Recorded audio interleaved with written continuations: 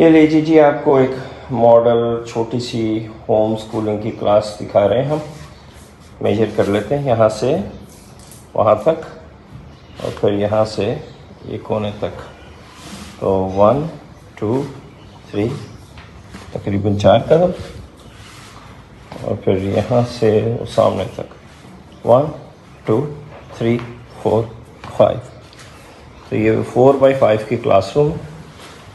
इसमें टेबल पड़ी हुई है, सॉफ्ट बोर्ड लगा है, इस पर भी थोड़ी देर पहले बच्चे ने अपना काम लगाया है। ये वो बुक्स हैं जो आगे चल के जब बड़े हो जाते हैं बच्चे तो उनके लिए, छोटे बच्चों के लिए ये आपको मटीरियल्स चाहिए।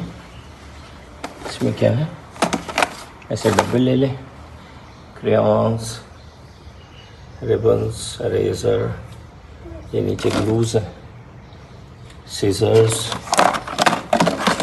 Pencils, sticks, tapes, caps, poster paints.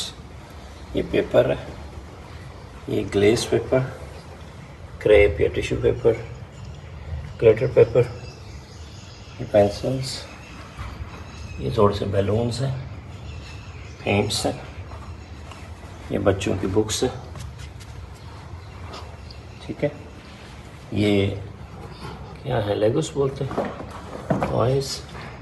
और ये क्लासरूम है, ये इनका छोटा सा वाइट बोर्ड है, पीछे मार्कर पड़े हुए हैं और ये आज इन्होंने एक्टिविटी की है।